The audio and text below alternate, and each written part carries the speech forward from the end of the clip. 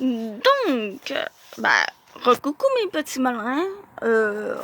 On passe à la suite des choses, au mois de mars. Péter ma balloune. Donc, la première partie du mois de mars. Vendredi 3 mars, la semaine de relâche serait la bienvenue. Raison, je suis à bout, complètement vanné et j'ai coulé un travail de géo. Tout ça parce que Laurent Girofle, oula, excusez, c'est parce que j'ai eu le mot prof et le nom du professeur et ça fait girofle. Hein. Ça peut arriver, hein. Bon, on recommence. Tout ça parce que Laurent Giroux, le prof, a voulu sortir un peu du programme et nous donner des points bonus avec un travail supplémentaire, comme si on n'en avait pas assez comme ça. Au début de la semaine, il nous a parlé de la théorie du commencement de l'univers, plus communément appelé le Big Bang. Il nous a parlé de E égale mc2, qui permet la transformation de la matière en énergie et indirectement de l'énergie en matière. Une chance que le Big Bang a permis la création de la Lune, car je peux m'y réfugier pendant les cours plates. Bref, Laurent était en feu. Il nous a demandé de raconter en nos propres mots la théorie du commencement de l'univers. Grâce à l'ordinateur de maman, j'ai fait plusieurs recherches et en faisant des découvertes sur le début de l'univers et les théories scientifiques à ce sujet, j'ai eu un flash. Alors j'y suis allé de ma propre théorie farfelue. J'en conviens, mais pas impossible selon mon opinion de visionnaire. Voici le travail que je lui ai remis avant-hier. La théorie du commencement de l'univers par Aurélie Laflamme. La naissance de l'univers est un événement qui reste difficile à expliquer, même pour les scientifiques possédant les plus gros télescopes. En 1920, M. Edwin Hubble découvre à l'aide de son télescope que la galaxie s'éloigne de nous. Si on passe le film en l'envers, ça veut dire qu'à un certain moment, toutes les galaxies étaient condensées à un point précis, et un jour, tout a explosé, créant la galaxie, les planètes, les étoiles, etc. Tout ce qui existe dans l'univers sont les morceaux d'une grosse masse de matière qui existait depuis le début des temps. Mais à quand remonte le début des temps?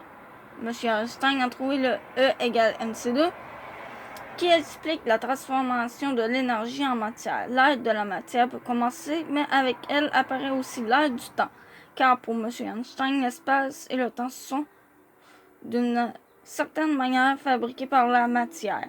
Mais tout ce qui a commencé doit avoir une cause, non? D'où sortant cette grosse masse de matière et donc d'énergie avant qu'elle n'explose. Les scientifiques ne sont pas capables de remonter jusque-là. Mystère, mystère. Alors voici ma propre théorie. Un jour, un être supérieur, Dieu, alias grosse masse de matière, aurait pu éternuer. Lorsqu'on éternue, des petites bulles de morve et de salive gravitent autour de nous. Bref, ces bulles sont remplies de microbes et sont comme un monde en soi. Donc, il se peut très bien qu'en éternuant, on crée à chaque fois un univers avec un début et une fin. Ce qui dure une seconde, pour nous, est peut-être comparable à des milliards d'années pour les microbes dans nos bulles de morve. Alors, il se peut très bien que celui qu'on appelle Dieu soit un genre d'extraterrestre sur une planète immense existant dans l'espace infini et que nous soyons simplement ces microbes résultant d'un éternuement. C'est pour ça qu'on peut dire qu'il nous a créés, car nous venons directement de lui, mais qu'il ne peut interagir sur nos vies, parce qu'il ne nous voit même pas. En conclusion, le Big Bang en fait un atchoum. Nous sommes tous des microbes. 14 heures après avoir reçu mon travail sur lequel il est écrit un gros 0, je suis allé voir Laurent Giroux dans sa classe entre deux cours. Il est en train d'effacer le tableau. Moi, c'est M. Giroux. 0. C'est un peu sévère. Aurélie, je suis déçue de toi. Je croyais que tu prendrais ça au sérieux. Je prends ça au sérieux. J'ai fait plein de recherches. Je vois que tu as fait des recherches, mais ton travail n'a aucun sens. Vous avez dit d'écrire un travail dans nos mots. En parlant du niveau de langage, pas d'inventer n'importe quoi. Comment pouvez-vous être sûr que ce que je dis, c'est n'importe quoi? Voyons, Aurélie. Galilée s'est fait enfermer pour avoir affirmé que la Terre était ronde. Et beaucoup plus tard, les scientifiques avec de meilleurs appareils ont découvert qu'il avait raison. Alors, il y a peut-être une infime possibilité que ce que je dis soit vrai. Et si c'est le cas et qu'on l'apprend de notre vivant, vous allez vous sentir très mal de m'avoir mis 0. Monsieur Giron après un long silence. Écoute, je doute que tu puisses comparer ta théorie à celle des visionnaires. Tu as la note que tu mérites. Mais j'ai la même note que les absents qui n'ont pas fait le travail. C'est injuste. J'ai fait plein de recherches et j'ai seulement fait part d'une hypothèse qui m'est venue en apprenant des choses sur le Big Bang. Tu sembles effectivement avoir fait des recherches. Je vais te mettre 2 sur 5 pour tes efforts. 2. En faisant oui avec sa tête. Il a frappé deux broches de tableau ensemble et un nuage de craie est apparu. Ce qui m'a fait tourner. Tiens, tu viens de créer tout ton monde. J'aurais voulu dire, haha, très drôle. Mais je me suis abstenue et je me suis contentée de me moucher. Ce sont seulement des points supplémentaires. Ça ne te fera pas couler le cours, mais reste dans le programme la prochaine fois. Ce n'est pas comme ça qu'on fait avancer l'univers, monsieur Giroux. 20 ans, je suis un microbe. J'ai toujours eu des principes, des convictions, des gaminières solides. Et voyant Kat et d'autres personnes tomber amoureuses et devenir complètement déjantées avec le cerveau ramolli par l'amour, je m'étais dit que je ne voulais jamais vivre ça. Ou du moins, que si un jour ça m'arriverait par erreur, ou par hasard, je resterais moi-même, comme mon cerveau allait rester intact. Que j'allais pouvoir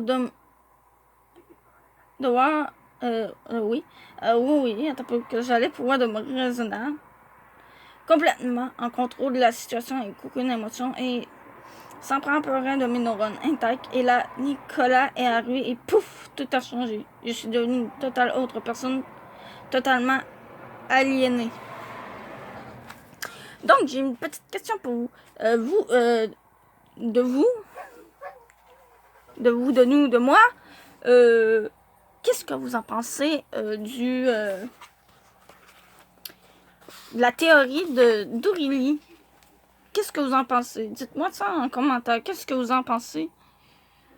Du moins, si YouTube ne me... Ouais, si YouTube ne bloque pas mes commentaires, merci. Bref. Je vais mettre ça sur pause parce que l'autre arrête pas de chialer. Bon. Ouais, le chien arrête pas de chialer, bref. La colisse. Excusez-moi, bref. Samedi 4 mai, enfin la semaine est terminée. La semaine prochaine, pas d'école. Yahoo! 10h. Pendant que je regardais des dessins animés, Aurélie, j'ai décidé de prendre quelques jours de congé pendant ta semaine de relâche. J'ai pensé que ce serait le moment idéal pour repeindre, comme tu me l'avais proposé en janvier. J'ai besoin de faire entrer de nouvelles énergies dans la maison. Et demain, toute la famille se réunit chez mes parents et on pourrait aussi aller voir grand-maman la femme. Wow! La semaine de relâche, c'est pour se mettre à jour dans nos travaux scolaires. Je n'étais jamais vu faire de travaux scolaires pendant ta semaine de relâche. Moi, dans ma tête, seulement, oui, en vrai. Tu n'es pas 24 heures sur 24 avec moi non plus. 10h34, impossible de négocier avec moi. Elle trouve que la famille, c'est important, pense que repas nous fera du bien et qu'on sera un projet commun et blablabla. Demain, tous mes oncles et tantes seront chez mes grands-parents, Chambordon, et je n'ai pas le choix d'y aller. Sans quoi je serais privée de je ne sais pas trop quoi parce que je ne l'écoutais plus rendu là. Midi, je suis à la quincaillerie avec ma mère pour choisir les couleurs qu'on mettra dans la maison. En marchant dans les allées éclairées au néon, j'envoie mon programme de la semaine sans voler en fumée. Glissade, révéler mon grand secret à 4, après avoir prouvé que je suis la meilleure amie du monde, voire embrasser Nicolas. Regarder plein de films, jouer à des jeux vidéo, bref, j'en suis réduite à passer une semaine de relâche, à faire l'esclave très réjouissant. 15 heures. Maman ne veut pas que je peigne toute ma chambre en rouge cerise, comme j'en avais eu l'idée. Elle dit que c'est trop intense, et le salon orange brûlé comme elle le souhaite, ce n'est pas intense ça. On a réussi à s'entendre sur le fait que je mettrais un mur de ma chambre rouge cerise et les 3 autres roses pâles. Puis, ma mère va m'acheter un courrier avec un rappel au rouge cerise. Je ne vais pas le dire trop fort, mais je crois que c'est finalement une meilleure idée. Dimanche 5 mars, j'aimerais ça être une vedette internationale. Toute ma vie serait étalée dans les journaux et magazines. Et comme ça, je n'aurais jamais besoin de répondre à toutes les questions du genre « Qu'est-ce que tu fais ces temps-ci? As-tu un petit chum? » Et là, non moins achalant, « Comment ça va dans tes études? » Si les gens voulaient vraiment savoir tout de moi, ils n'auraient qu'à consulter la presse à potin. Évidemment, tout ce que j'aurais à faire, c'est de démentir certains rumeurs. Mais le gros du travail serait fait.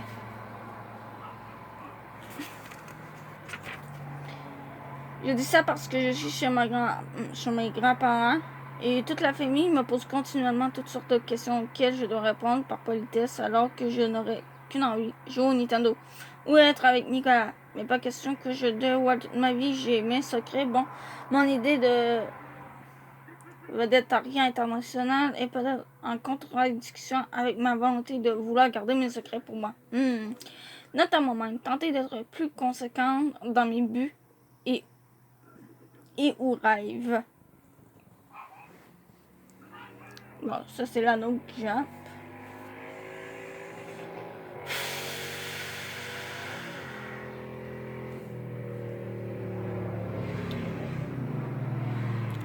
Les autres m'énervent. Lundi 6 mars, premier jour de ma semaine de relâche. Ma mère travaille aujourd'hui et ne veut pas que je commence à peindre sans elle. Yes, congé, parfait. Je me suis dit que c'était la journée idéale pour tout avouer à Kat.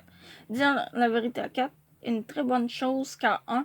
Ça me soulagera de grands poids. 2. Je ne suis pas faite pour mener une vie de manchance et de fourberie. Et 3.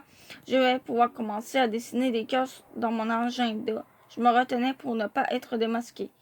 13h31, Kat est complètement démolie. Elle est triste et pleure sans arrêt.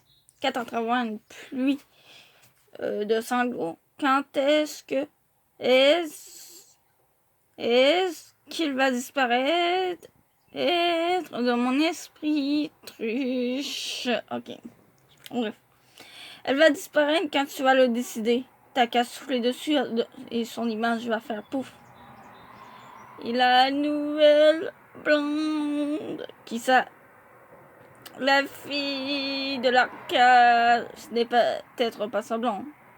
La Crouzet, c'est pire. Bref, j'essaie de faire... je vais pas faire semblant de pleurer pour... j'essaie juste de lire comme que je veux. Mais je veux pas non plus faire semblant de pleurer pour faire le vrai... Voilà, le vrai... le vrai dialogue, on va dire. 17h, Kat est complètement déconfite. Elle a le visage bouffé et ne veut plus rien manger. J'ai mal au ventre et rien qu'à la regarder tellement, ça me fait de la peine de la voir dans cet état. Elle a déliré sur le fait que Trish était l'homme de sa vie et que sa vie n'avait aucun sens sans lui. Quand elle m'a dit ça, je lui ai dit de m'attendre et je suis allée chercher mon travail sur ma théorie farfelue de l'univers. Je lui ai dit de la lire. Elle m'a ensuite regardé en disant « T'as remis ça à Giroud? » Oui. Elle a éclaté de rire pendant au moins 10 minutes. En fait, elle passait d'une minute à l'autre du rire aux larmes. Alors j'ai dit « Alors, imagine qu'on soit tous des microbes. Tu ne trouves pas que Truche est un microbe qui ne vaut pas la peine qu'on s'y attarde? Se pense c'est bon quand on est dans le fond. Qu'un microbe, ça n'a vraiment pas rapport. »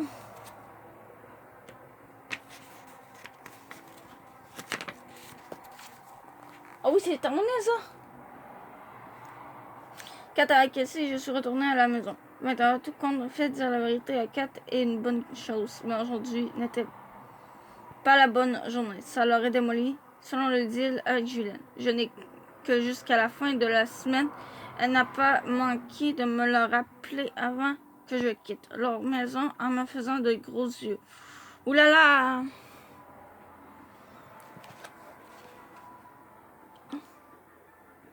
J'adore trop cette musique.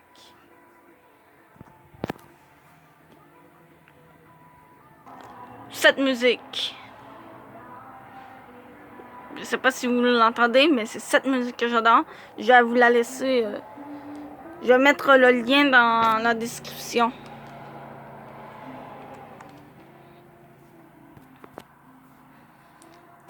Voilà. Bon. Nous sommes rendus à mardi 7 mars. Nicolas est venu m'aider à peinturer ma chambre, trop gentil. Ensuite, maman l'a invité à souper avec nous. Ce que j'aurais préféré qu'il n'arrive jamais, elle a commandé de la pizza. Ça, c'est cool. Après toutes les recherches, j'ai mis commande du genre, est-ce que ta mère a une cousine qui a un voisin qui habite à côté d'un collègue qui est le frère d'une amie à moi par hasard? Pourquoi ma mère fait ça? Je ne sais pas. Elle a sorti mon album de photos de bébé et elle a révélé plein de choses sur moi que j'aurais préféré qu'il ne sache pas. Anecdote que maman a racontée à 5 ans, je n'avais pas le droit de marcher seule dans la rue. Un jour, je me suis rebellée et je l'ai fait quand même. Rendu 4 maisons plus loin, j'ai éclaté en sanglots complètement perdu. Une voisine m'a ramené en pleurs. Nicolas a dit, tu t'es perdu 4 maisons plus loin? Moi, en regardant maman avec des flèches dans les yeux, ben quoi, j'avais 5 ans et un très mauvais sens de l'orientation qui est irrésistible, soi-disant, en passant. À 7 ans, j'étais gênée de faire pipi dans les toilettes publiques et un jour, je suis revenue à la maison et j'ai fait pipi dans mes culottes, avant d'atteindre les toilettes. Maman s'entendait de rire, Nicolas à la blague, drôle pour lui, très peu pour moi. M'a suggéré de l'avertir si j'avais encore des problèmes avec les toilettes publiques. J'ai répondu, c'est correct, j'ai réglé ce problème. Là, à 7 ans, merci. Il y a quelques années, j'étais une fan finie des NSYNC. Il n'y avait pas un bout de mur de ma chambre où il n'y avait pas d'affiche. Et je portais des chandails et même des lacets des NSYNC. Elle lui a raconté que j'avais pleuré le soir de leur spectacle parce que je n'avais pas de billets et que Justin Timberlake ne pourrait pas me voir alors que c'était ma chance qu'il me remarquait et qu'il me demande de l'épouser. Nicolas a dit, tu tripais à ce point-là sur Justin Timberlake? J'étais jeune. Me retournant vers ma mère. Bon, merci maman pour ces belles anecdotes très instructives à mon sujet. Je suis certaine que c'était effectivement d'intérêt public. Maintenant, on devrait se remettre au travail. Ouais, elle n'a pas du tout aimé, hein. 18h32. Plus tard, dans ma chambre, en train de mettre une deuxième couche de rose, Nicolas m'a dit de ne pas m'en faire avec les anecdotes de ma mère, que si j'allais chez lui, ses parents s'en donneraient aussi sûrement à cœur joie. Alors je lui ai demandé de me révéler des choses troublantes dans son sujet, pour qu'on soit quitte. Voici ce que j'ai appris. Au primaire, il a été obligé de porter un appareil dentaire qui s'attache sur la tête pendant 6 mois. Quand sa mère l'amenait dans un centre commercial, il piquait des crises. En 5e année, il était le seul gars de l'école à s'être inscrit au cours de ballet. Je trouvais cette dernière anecdote assez cool et je lui ai demandé de me faire quelques pas de danse et il a catégoriquement refusé. Il a dit, faire des pas de ballet dans une chambre rose, c'est un peu too much. Et on a ri. Et je l'aime PQTM plus que tout au monde. Ben, c'est juste une façon de parler parce que j'aime ma mère plus que tout au monde. Et Sibylle, et Kat, et mon père. Peut-on dire que mon père fait encore partie du monde? Donc, ceci, c'était la première partie du mois de mars. Donc, je vais m'arrêter là pour cette vidéo. Parce que je vais prendre une pause. Et en même temps, je vais aller m'informer si le souper est prêt. Puis, c'est à peu près tout, quoi, je pense. Ouais, ça en prend, je pense. Oui, c'est à peu près tout. Donc, je vous dis à tout de suite quand même.